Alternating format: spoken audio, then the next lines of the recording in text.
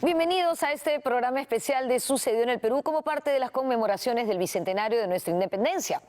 Aunque, como todos ustedes saben, en realidad estas conmemoraciones deberían extenderse hasta el año 2024, cuando se cumplen 200 años de la consolidación de ese proceso con las batallas de Junín y Ayacucho. Nos hemos inventado este programa para reflexionar acerca de nuestros 200 años de vida republicana desde distintas ópticas, desde distintos temas. Tengo el placer de presentarles al creador y director del programa Sucedió en el Perú, Limber Lozano. Muchas gracias, Norma. Feliz de estar contigo, acompañarte por primera vez en la conducción del programa, inaugurando pues un nuevo formato, ¿no?, de conversación con motivo del bicentenario. Y feliz también porque es el objetivo del programa siempre tender un puente entre el conocimiento de los intelectuales, investigadores y el gran público.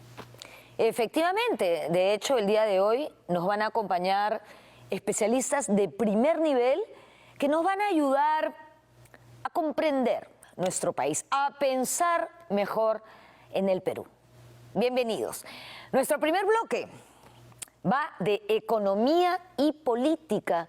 Y para él nos acompañarán Martín Monsalve, que es historiador, jefe del Departamento de Humanidades de la Universidad del Pacífico, y Gianfranco Casuso, que es filósofo y profesor de la Universidad Católica. Estamos en el Teatro del Centro Cultural de la Universidad del Pacífico. Gentilmente, este espacio acoge la conversación que vamos a tener el día de hoy.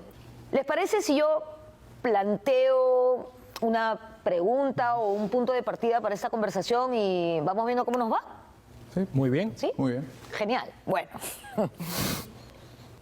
La independencia fue una guerra que duró muchos años, ¿no? Una guerra civil que trajo como consecuencia crisis económica, sanitaria, escasez, en fin. Han pasado 200 años desde entonces. ¿Qué paralelo podemos establecer entre esa situación y la situación del Perú actual? Martín. Ya, bueno, muchas gracias. Ya empiezo. Bueno, hay varias cosas que son interesantes para comparar, sobre todo en términos económicos, ¿no? Porque la independencia implica una crisis económica grande, porque hay que cambiar un Estado, hay que cambiar un sistema de hacer la economía, y podríamos verlo en varios niveles, ¿no? O sea, por ejemplo, el Estado colonial mantenía los caminos, el Estado colonial te daba los materiales para la mina, ¿no? Tenía el monopolio de la mano de obra, etcétera, y claro, de pronto todo eso desaparece. Así es. ¿No? O sea, se queda en la nada y de pronto comienza a surgir un Estado que no tiene ingresos fiscales, ¿no? Porque no, como hay crisis comercial, no se puede exportar, no puede cobrar impuestos. Claro, o sea, un Estado que no tiene dinero, ¿no? Exacto. Y además es un Estado que ha hecho cosas bien, ¿no es cierto? Ha abolido el tributo indígena, ha abolido la mita, etcétera. Bueno, el tributo lo va a volver a poner, ¿no? Entonces se queda sin ingresos. Así es. Y entonces es un Estado que tiene una debilidad fiscal muy grande y que además tiene problemas para emitir moneda. ¿No? Porque la moneda la emitía el Estado colonial y entonces se vuelve a emitir moneda, pero nadie acepta papel moneda, tiene que ser moneda en físico. Así es. En el plano político, Gianfranco, ese estado precario en el plano económico que hemos visto también es un estado precario en el plano político. Todos los primeros 50 años de la República son caudillos militares que muchas veces iban detrás de apetitos personales, muchas veces, no todas. Bueno, pues en el 2021 también vemos cuestiones parecidas, ¿no es así?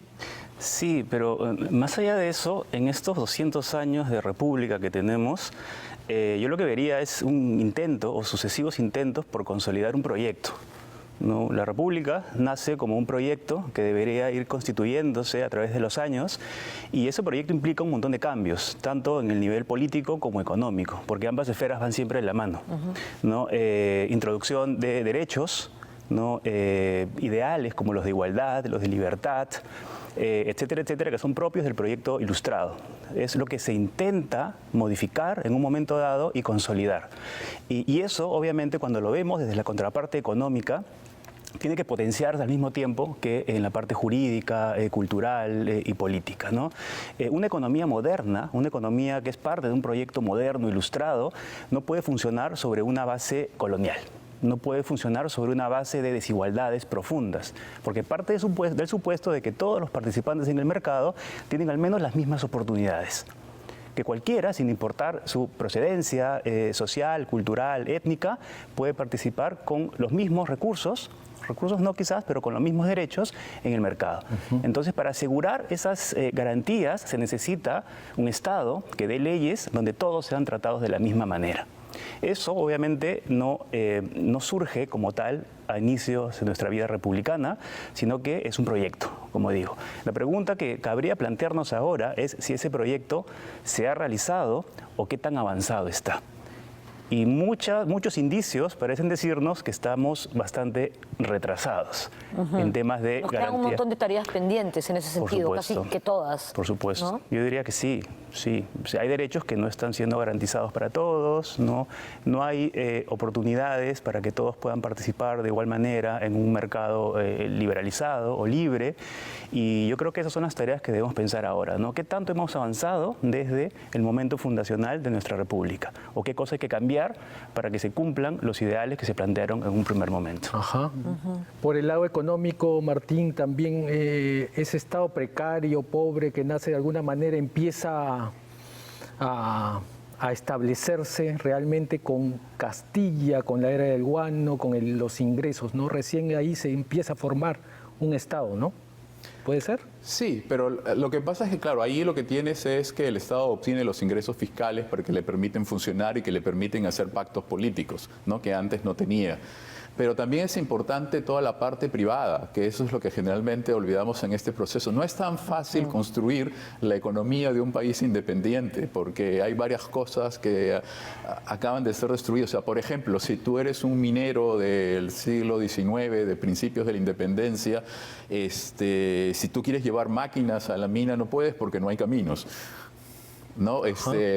Ahora, digamos, ha cambiado las cosas, hay que pagar por la mano de obra, pero la población se ha disminuido, entonces es escasa, y por más que tú ofrezcas dinero, nadie quiere trabajar en una mina porque la mina representa el pasado al cual no quieres volver. Entonces, digamos, esa construcción es mucho más, la parte privada de la construcción, digamos, de la economía es una parte bien difícil que se va haciendo de a pocos, ¿no? Y, por ejemplo, desde el punto de vista de la población indígena, o sea, aprovechas que las tierras aún no las has perdido porque la hacienda, en nuestro caso, no es una herencia colonial, es una herencia republicana, ¿no? O sea, la hacienda se expande a partir de 1867.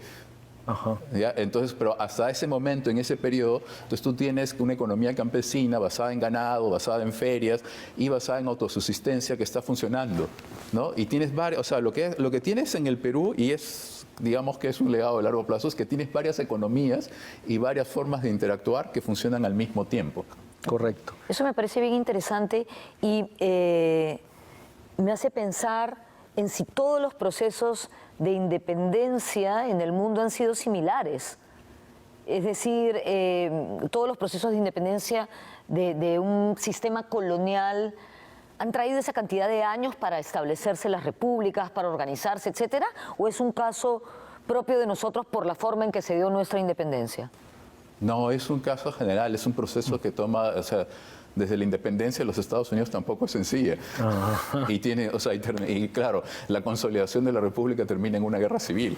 Exactamente, a eso quería llegar, para no pensar que solamente es algo que nos ha pasado a nosotros, ¿no? Que a veces tendemos los peruanos a pensar que hemos sido víctimas únicas de ciertos procesos. ¿Tú qué crees al respecto? No, yo creo que es particular, definitivamente es un proceso largo, ¿no? Todos los países que han buscado, conseguido su independencia y se han convertido en repúblicas han tenido que pasar o siguen pasando por un proceso largo. Pero yo creo que las condiciones que nosotros tenemos en Perú y en Sudamérica como país colonial o como ex colonia nos hace tener ciertas particularidades, ¿no? Por ejemplo, lo que dijo Martín hace un momento, para poder implantar o desarrollar una economía moderna, ya no puedes basarte en la mano de obra esclava, por ejemplo, ni en ciertos sistemas de servidumbre muy consolidados que eran los que mantenían a flote un poco la economía de un país. Tienes que introducir, lo que decía yo hace un momento, ciertos derechos, donde la esclavitud ya no es permitida, ¿no? O sea, tiene que ser abolida, donde la explotación trata de minimizarse al máximo, donde en vez de construir un sistema político y económico sobre la base de desigualdades que son social y legalmente admitidas, tienes que buscar más bien una cierta igualdad entre los ciudadanos, porque todos son ciudadanos finalmente y ya no debe haber diferencias. El problema con eso es que cambiar de un registro a otro no puede ser de la noche a la mañana, ni darse en unos pocos años. Y yo creo que una de las cosas que pasa en países coloniales, como el nuestro, es que está tan afianzada en la cultura están tan afianzadas ciertas prácticas, ciertos modos de tratar al otro, el modo como tratas a alguien que había sido esclavo, o que es descendiente de esclavos, o descendientes de indígenas, o lo que fuera. Eso no puede eliminarse con el derecho, ¿no? Con garantías constitucionales de que ahora todos somos iguales, entonces automáticamente todos comenzamos a tratarnos igual. Siempre va a haber la tendencia a mantener esas diferencias que teníamos antes de que fuéramos república. Y eso va a hacer que el tránsito hacia una economía moderna y un Estado moderno sea mucho más dificultoso. Porque no es algo que se ve, es algo que es prácticamente invisible, ¿no? Porque pero que está presente. Porque forma parte de nuestra identidad. Nuestra identidad es una multiplicidad de identidades heterogéneas al máximo, ¿no? Donde hay muchas desigualdades y muchas diferencias. Hablando economía moderna, Martín, ¿podemos ser una economía moderna con un fenómeno que tenemos actualmente inmenso, con el grado de informalidad que tiene el Perú? Ya, sí, yo no usaría el término economía moderna por una razón, porque implica ya una categorización de otro tipo. O sea, la gente sobrevive y cuando hace economía hace acciones para hacer negocios, para crear riqueza, etcétera, y la hace de diferentes maneras, ¿no? Y la hace con las reglas que encuentra y con las situaciones que puede. ¿Ya? Entonces, si lo que queremos decir es para crear un mayor desarrollo, ¿no? Usamos la palabra desarrollo en lugar de economía moderna, lo que tenemos que hacer, ¿no es cierto? O sea, una de las cosas que hemos tenido a lo largo de la historia peruana es justamente integrar estos sistemas económicos diversos que tenemos, ¿no? O sea, porque, por ejemplo, o sea, solo por poner un ejemplo para comparar principios del 20 con el 21, ¿no? O sea, cuando empezamos el siglo XX teníamos sistema de enganche, teníamos sistema de semiesclavitud en la Amazonía, teníamos sistema de mano de obra libre, ¿no? en la costa, y teníamos servidumbre. O sea, teníamos todos los sistemas laborales al mismo tiempo, ¿no es cierto? La confluencia para crear una mano de obra libre y un trabajo libre, de acuerdo, lo estás diciendo, ha tomado tiempo. Entonces ahora estamos, por ejemplo, a principios del siglo XXI y hay muchas cosas que han mejorado, ¿no? Y claro, hay cosas que todavía tienen que mejorar. Esas cosas que tienen que mejorar todavía, ¿cómo se consiguen? Por ejemplo, se me ocurre en el plano político, ya para ir acabando, nos queda poco tiempo, ese conflicto pues ejecutivo-legislativo que parece pues que cada vez se retroalimenta, ¿no? Gianfranco. Sí, yo agregaría una dimensión adicional, que es la sociedad civil, ¿no? O sea, sí, tienes los tres poderes del Estado, que cualquier república democrática debe mantener, pero a la democracia también le es consustancial una sociedad civil activa, porque, digamos, el tipo de problemas que un país tiene no pueden imponerse o generarse por decreto desde estos tres poderes, desde esos dos poderes, digamos, el legislativo y el ejecutivo. Los problemas, para definirlos, tienen que surgir de la gente que los padece. Es decir, una situación no es una situación problemática hasta que llega a ser un problema para alguien. Y ese alguien está representado por una sociedad civil heterogénea. Entonces, lo que debe hacer un sistema democrático, y pienso en el sistema representativo propio de un poder legislativo, es siempre estar atento y abierto y ser permeable a estas demandas y preocupaciones y necesidades que van surgiendo de la propia ciudadanía. Entonces es una responsabilidad de la sociedad civil también generar los cambios que necesitamos. Por supuesto, yo creo que ningún cambio en la historia, ningún cambio político, económico, cultural importante se ha dado sin alguna forma de participación de la sociedad civil, ya sea porque se les garantiza como parte de una democracia o porque ellos toman el poder a la fuerza, como es el caso de las revoluciones que generaron justamente la figura del Estado moderno. Pero sin sociedad civil es imposible no solamente realizar ningún cambio, sino también percibir que hay algo por cambiar. Muchísimas gracias, Sí. Martín, Gianfranco. Me quedaría, la verdad, horas hablando con ustedes, pero tenemos que volver con el siguiente bloque del programa, cuyos temas son salud y educación. Muchas gracias. Gracias. Gracias a usted. Gracias.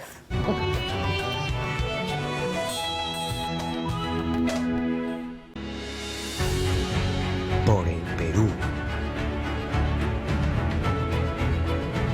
Siempre salvaguardando nuestra soberanía, cumpliendo nuestro deber de autoridad marítima, contribuyendo al desarrollo del país, protegiendo nuestro medio ambiente, poniendo todo nuestro poder naval en ayuda a nuestros compatriotas, cumpliendo con firmeza nuestra vocación naval aún a costa de la vida, por la libertad, por la democracia, por la patria. Desde hace 200 años y por siempre, feliz Bicentenario Perú. Marina de Guerra del Perú, 200 años navegando para el Perú. Estamos viendo Pensando el Perú.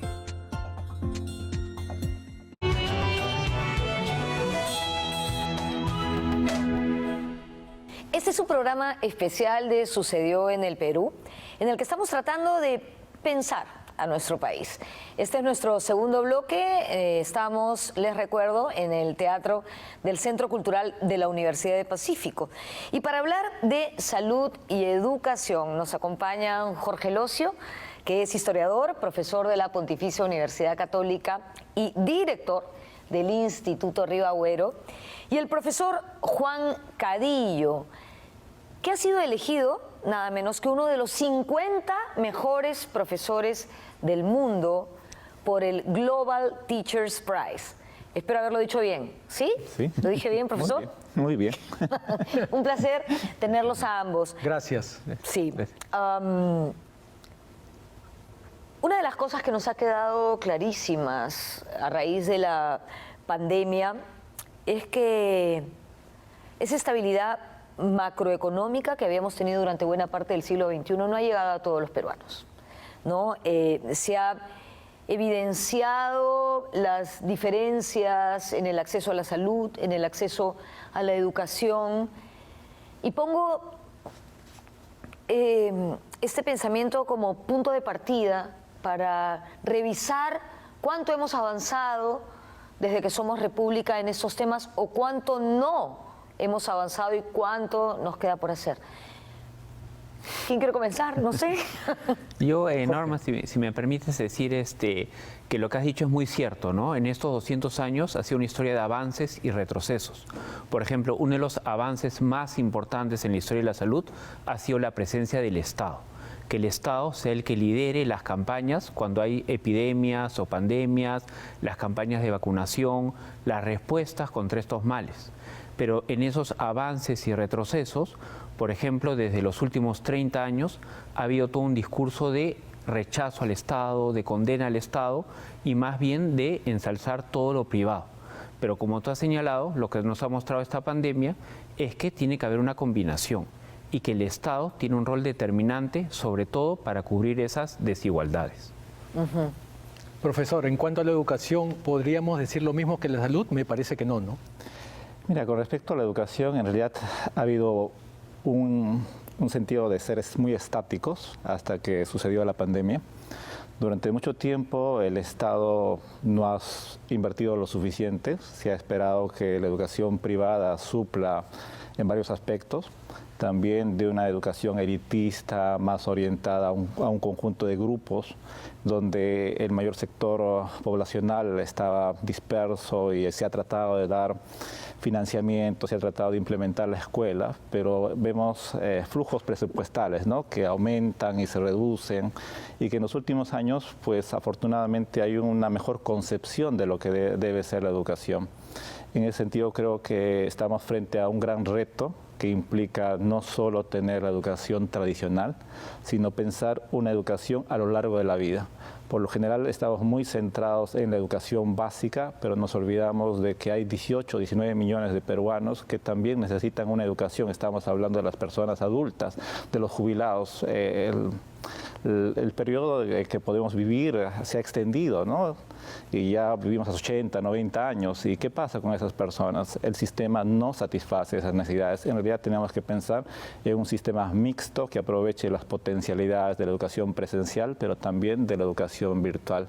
Y estamos en un momento importante para ver y hablar de esos elementos y ver qué pasa de acá a 200 años más, cómo nos vemos, ¿no? Y eso es muy importante. A veces solo vemos el corto plazo, de repente solo hasta el 2024, como decías, pero en realidad es pensar hasta 2050 y diseñar una educación que en realidad comprometa a todos, ¿no? El gran problema de nuestro país es que solo compromete a un grupo de personas y no hay un compromiso mucho más abierto que implica pues una renovación y dejar de pensar simplemente en beneficio de los grupos, sino en un beneficio más orientado hacia toda la población. Ajá.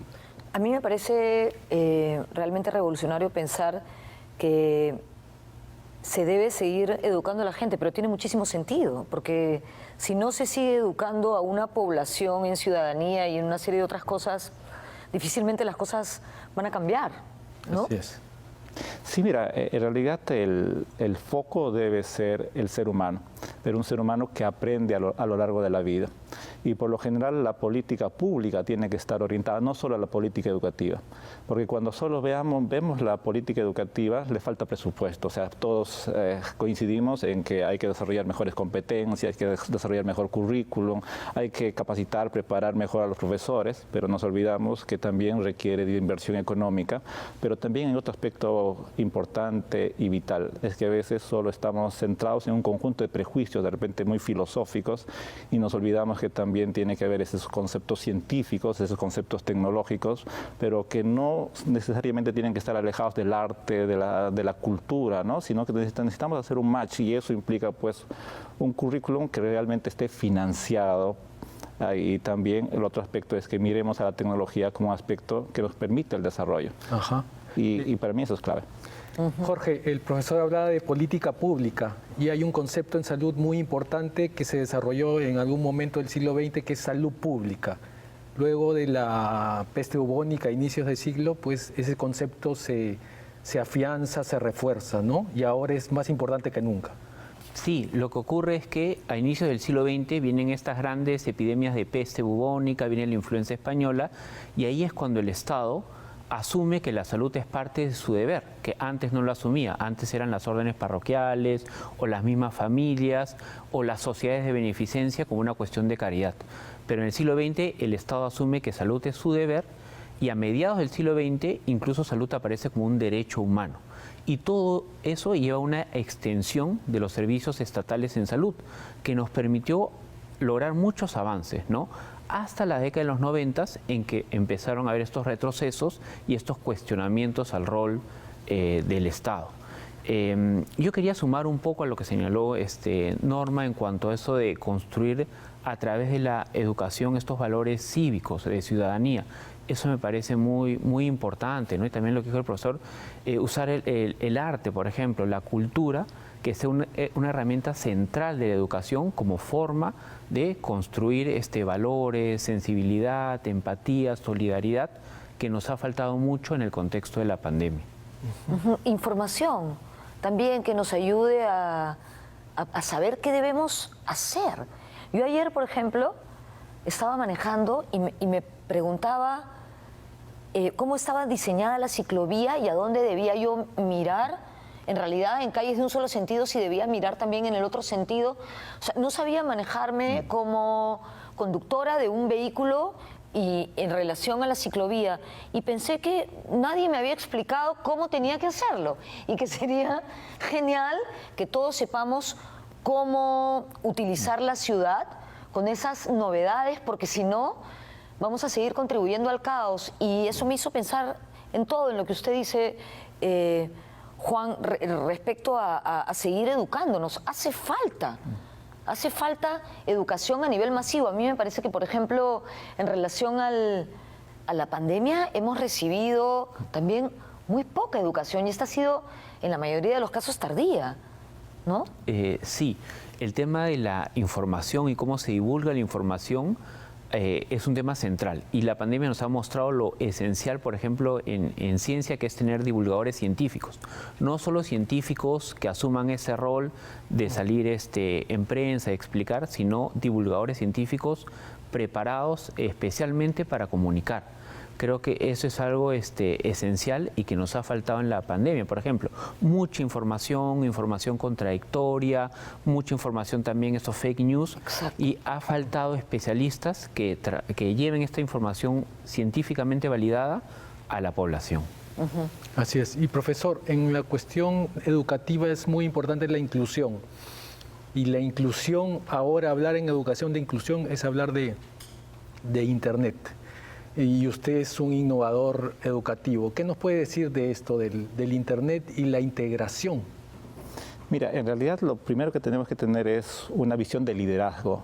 Por lo general, nuestras visiones con respecto al Internet son de corto plazo, de simplemente satisfacer por decir algo. En primer lugar, hay que extender las carreteras de la información, por lo tanto, las redes de telecomunicaciones. Es importante llegar hasta el último espacio, y para ello tenemos que invertir realmente en ello. Lo segundo es el equipamiento. Cuando hablamos de competitividad digital, que es el término que debemos usar, o de transformación digital, es importante que cada peruano cambie su visión de consumo a una visión de producción. Y para ello vamos a requerir no solo tablets, sino vamos a requerir de dispositivos mucho más complejos. Lo siguiente es, en realidad, organizar bien el Estado. Uno de los aspectos que hemos visto en esta pandemia, por ejemplo, es la desorganización a la hora que ofrecemos la información. Lamentablemente no hay formas de organizar toda esa información, y cuando, por ejemplo, diferentes organizaciones lanzaban cursos para los profesores o para los estudiantes, un mismo día había 7, 8, 9 cursos. Por lo tanto, no se podía en realidad administrar o gestionar la información. Entonces, un aspecto clave y vital es reconocer qué es lo que existe, mapear todo lo que vienen desarrollando diferentes organizaciones estatales y privadas, realmente construir bases de datos que sean mucho más complejas, distribuidas. Acordemos de los bonos que se han tratado de distribuir, o de las páginas web que se colapsan, por ejemplo, porque no tenemos una buena idea o una arquitectura distribuida de los sistemas de información. Si solo revisamos el sistema o el Ministerio de Educación, vamos a encontrar bases que no hablan entre sí, por lo tanto no tenemos información, por ejemplo, de cuántos maestros realmente son. Y esos elementos, por ejemplo, constituyen una organización del Estado, pero a la vez también una nueva forma de pensar, ¿no? No solo ser consumidores de datos, consumidores de videos, o llevar las carreteras para que la gente sea simplemente personas de consumo, sino darles mayores capacidades. Y eso implica, pues, que el Estado tiene que pensar también en una educación híbrida, como decíamos, una educación a lo largo de la vida, que sea a distancia, pero también con muchos elementos físicos, y eso implica también infraestructura moderna, orientada a la ciencia.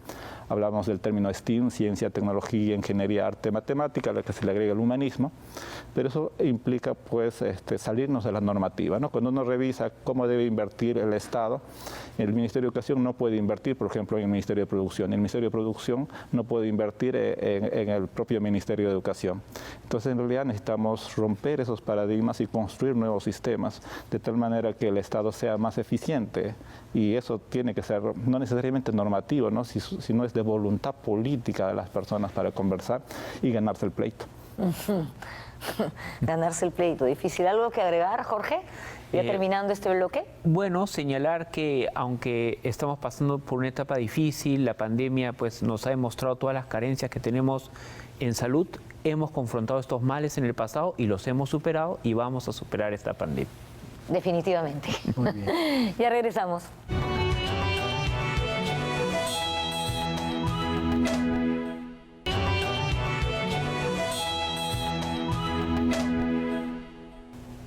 Presentamos ahora la última parte de este programa especial de Sucedió en el Perú, al que hemos llamado Pensando el Perú, para ver si contribuimos a dejarles algunos elementos que nos ayuden a reflexionar sobre el país en que vivimos a 200 años de su independencia.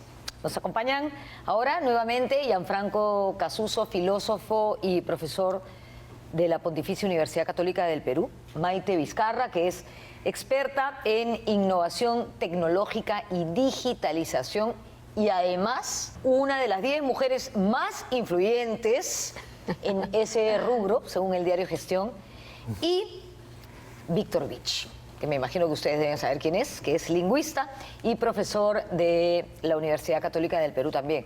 En este bloque vamos a hablar de inclusión, diversidad e interculturalidad. Yo voy a dejar un tema ahí para que a partir de eso conversemos, si es que están de acuerdo.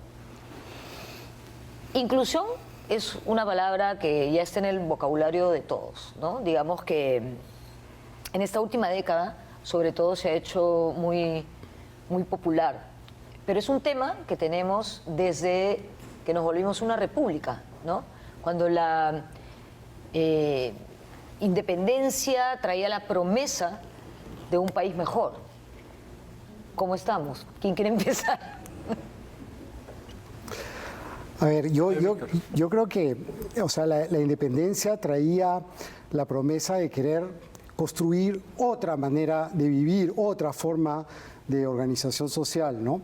Y en ese sentido la palabra inclusión es un poco complicada porque implica un poder que incluye, ¿no? Y lo que se puede cuestionar es, bueno, ¿cuál es ese poder? ¿No es cierto? Es decir, no solo se trata tanto como de incluir a los que están afuera, sino de refundar toda la vida social, digamos, en un ambiente, ¿no? de igualdad de derechos, de igualdad de oportunidades, y entonces no es que haya que incluir exactamente, sino refundar las relaciones en un ambiente, digamos, igualitario, ¿no? ¿Y cómo hacemos eso? Sabes además, Norma, que el término inclusión hoy día, a raíz de la digitalización, está dando espacio a otro término que es cohesión, porque ha surgido una serie de derechos y libertades que exprofesamente usamos en Internet sin que alguien nos lo haya dado, o sea, con nombre y apellido, simplemente los ejercemos. Entonces se parte de la idea de que cuando tú entras en estos entornos digitales tienes la misma capacidad de influir que alguien como tú o como un experto o cualquier persona que esté en la calle por la capacidad que tienen las redes sociales. Entonces ya se parte de la idea de que todos empezamos en un nivel idéntico en el mundo digital y lo que hay que hacer es cohesionar. Porque si no, aparecen estos fenómenos tan extraños a los que hoy día nos estamos viendo sometidos, como las fake news o las realidades paralelas, o todos estos discursos tan extraños que hoy día nos invaden y que nos están haciendo ver una verdad paralela. Entonces, el concepto de cohesión social, creo que sería interesante que lo empecemos también a ver en el caso del Perú, porque ya que estamos hablando de estos temas en el siglo XXI y en este tiempo, es cuánto bien se está usando esa cohesión social o esa inclusión digital que hoy día todos tenemos en aras de una visión compartida. Y también cabría pensar si todos tenemos realmente en nuestro país acceso a esas herramientas, ¿no? Claro, a influir yo creo que sí.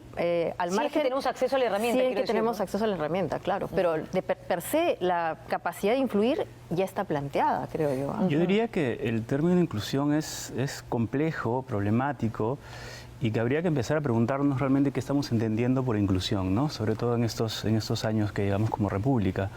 Porque como decía Víctor, me parece que eso es a lo que se refería. Podemos hablar de estar incluido en un conjunto de valores, de derechos que ya consideramos que son buenos. Por ejemplo, en el ámbito del feminismo, uno puede decir que hay que incluir más a las mujeres, pero la pregunta es, ¿incluirlas en qué y para qué? Una forma de responder a esa pregunta es simplemente lograr que las mujeres asimilen su forma de vida a la de los hombres, ¿okay? Es decir, para que una mujer sea considerada que ha sido incluida y que sea considerada, no sé, exitosa o que tiene una vida lograda, tiene que imitar o asimilarse a ciertos patrones masculinos. Esa es una forma de entender la inclusión que se confunde con asimilación. Es decir, tú para estar incluido tienes que dejar de ser quien eres. Pierdes tu identidad y tienes simplemente que amoldarte y ajustarte a un patrón que ya se considera válido.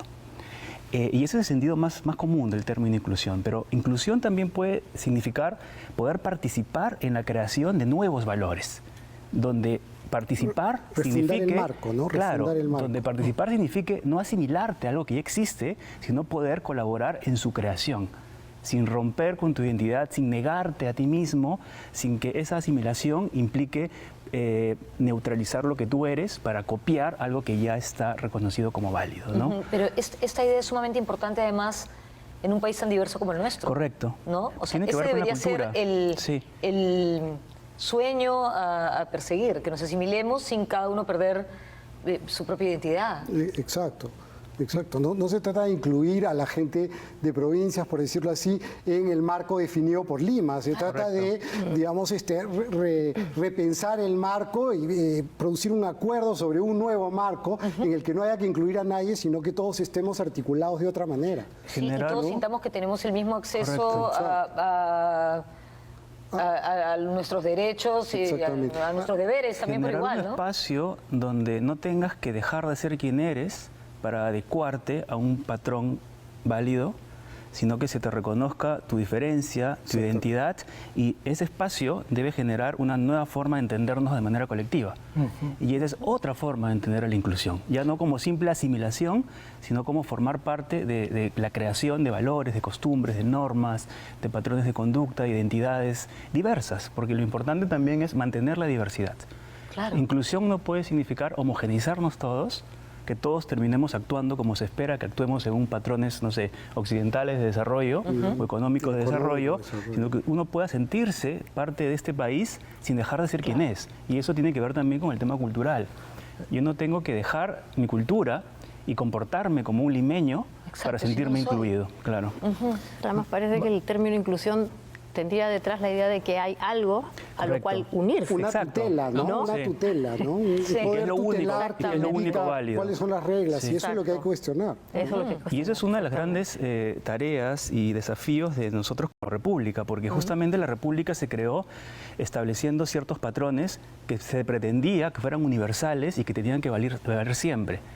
Pero esos patrones son los que han empezado a cambiar y que deben continuar cambiando, ¿no? Porque esos patrones que pretenden ser inicialmente inclusivos terminan destrozando identidades y anulando la diferencia.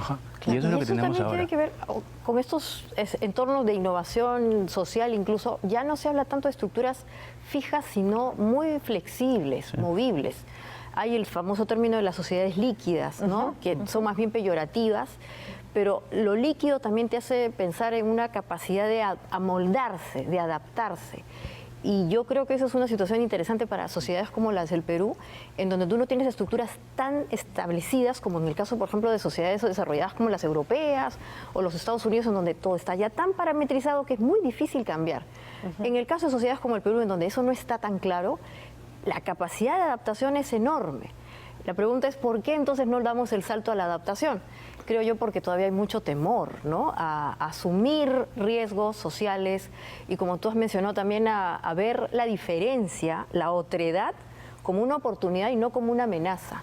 Y yo creo que ahí hay un gran problema y es ese temor de no poder aceptar al otro como es, y lo que se produce es una situación de defensa que en vez de invitarlo a la adaptación lo que hace es excluirlo, y esto es una situación que tiene que ver con esta enorme capacidad que tenemos que empezar a desarrollar, ¿no? Valorar no solamente la diversidad, sino el hecho de que somos una sociedad en construcción, que a veces es algo que nos golpea a los peruanos, ¿no? Que estamos a medio camino. Bueno, estar a medio camino, exacto, es una posibilidad enorme. Es como en el software, ¿no? Las versiones beta, o sea, no se han acabado, pero en la capacidad de acabarse está el reto. Maite, hablando de la República y de los inicios de la República y el tema de las redes. Hoy son las redes sociales, pero las redes sociales nos acompañan tiempo. San Martín vino con una imprenta móvil, para él era muy importante las redes, no sociales, pero las redes de comunicación. Y ahora las redes mucho más importantes que nunca en todos estos fenómenos, como dije como por ejemplo las campañas electorales Sí. o las marchas y protestas, que son un mundo totalmente diferente con la digitalización, ¿no es así? Sí, y en verdad las redes siempre han existido, ¿no? Además el término red social hace connotación a algo que ya había, el barrio, los entornos más cercanos a nosotros, los vecinos. Lo que ha traído como fenómeno relevante lo digital es que esto se ha desconcentrado y, como decía, te otorga un poder enorme de influencia. Cualquier persona hoy día con un mensaje más o menos bien planteado o una imagen, ya ni siquiera es un texto, una imagen, un video, tiene la capacidad de impactar fuertemente desde lo emocional. Entonces el concepto de la red de San Martín, de alguien que viene con un discurso que además traía de Europa, estaban los movimientos liberales, acordémonos, ¿no? Se acababa la monarquía en Francia, viene ese pensamiento que se empieza a distribuir acá de manera muy rudimentaria con el papel. Pero ¿cuál fue el éxito de, yo creo, él ni lo sabía, ¿no? Pero probablemente el gran éxito de esa independencia fue que trabajaron en función a nodos, ¿no?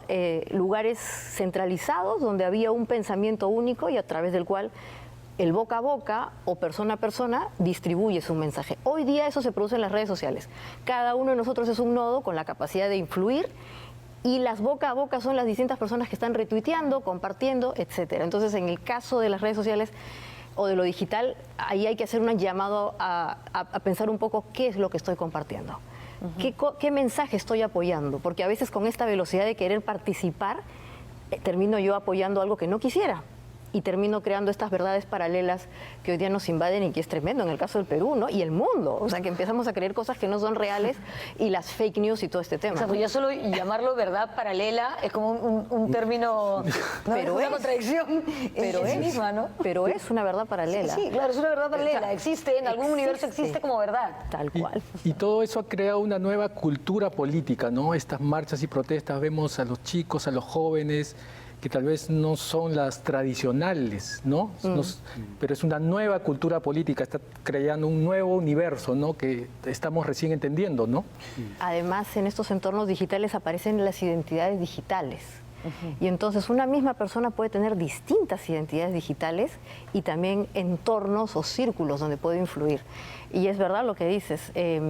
Hoy uno de los problemas más grandes que está generando el discurso en lo digital es que no hay una verdad única o centralizada.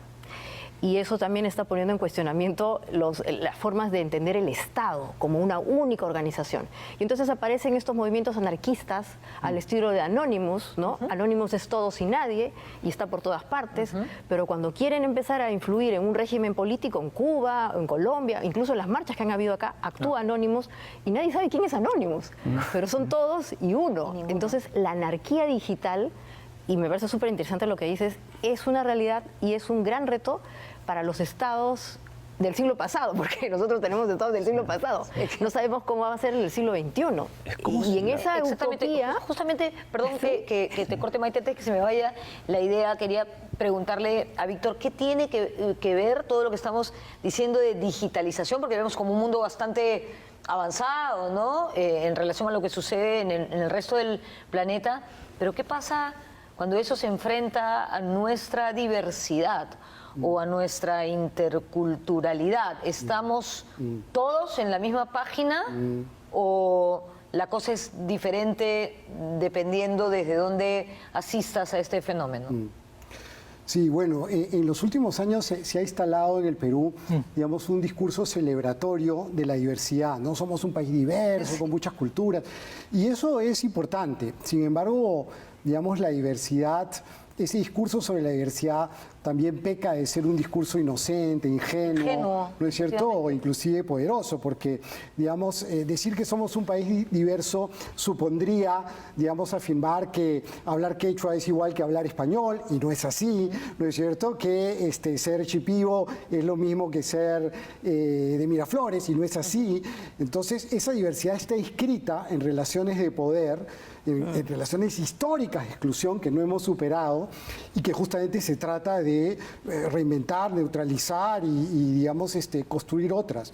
Entonces, no podemos hablar de diversidad sin hablar de diferencia, es decir, de que esa diversidad nos muestra formas distintas de concebir el desarrollo, concebir lo económico, concebir la naturaleza, concebir la gastronomía, lo que sea, formas diferenciadas. Como los sistemas a los que estamos habituados. Exacto, que muchas veces no han sido reconocidas en discursos oficiales, pero tampoco podemos hablar de diversidad si no hablamos de desigualdad, pues si no estamos, digamos, produciendo un discurso interesado.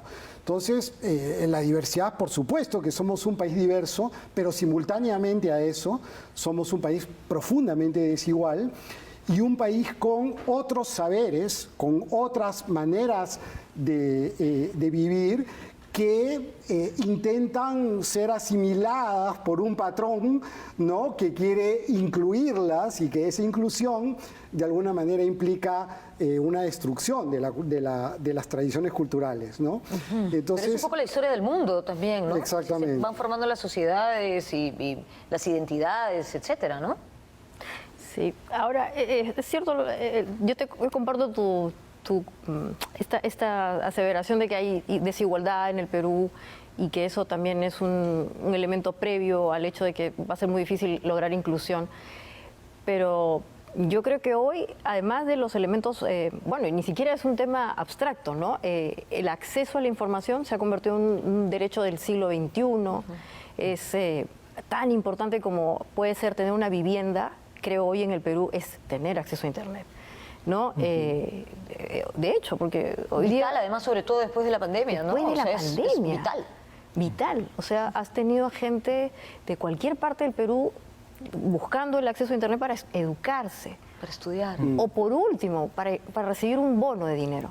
O sea, yo te quería ayudar como Estado, pero como no podías tener una tarjeta o una cuenta de Internet, no te ayudaba, ¿no? Entonces, esa desigualdad hoy en el siglo XXI tiene que ver con esos elementos objetivos, pero hoy día es un poco más sofisticado respecto del hecho de tener que desarrollar ciertas capacidades que no te excluyan. Ya no como antes, porque saber leer y escribir era una forma de exclusión y tenías la manera de poder superarla, pero hoy, si no haces que las personas entiendan el fenómeno digital, vas a tener una exclusión con un impacto tremendo para el futuro, porque hoy día ya esto es como, vamos a usar un término medio que está de moda, marxista, pero es como una gran superestructura. O sea, lo digital es esa gran superestructura a la que tú no vas a poder escapar, y si no logras que más personas entren o la entiendan, se van a quedar definitivamente muy atrás. Muy atrás. Muy atrás. Así de rápido se pasó ese bloque. Yo siento que recién estábamos comenzando a conversar. Creo que vamos a tener que repetir este programa, Limber, para seguir hablando con personas que saben tanto como ustedes. No sé si tú quieres decir algo, alguno de ustedes, ya cortito para cerrar. Sí, ya estamos acabando. Muy cortito. Justamente la democratización del Internet y el acceso a las redes es justamente lo que nos permite construirnos como un país intercultural. Porque la interculturalidad no es solo la revaloración de lo propio, de lo que ha estado históricamente incluido, sino el conocimiento cosmopolita de lo que está fuera del país, ¿no es cierto?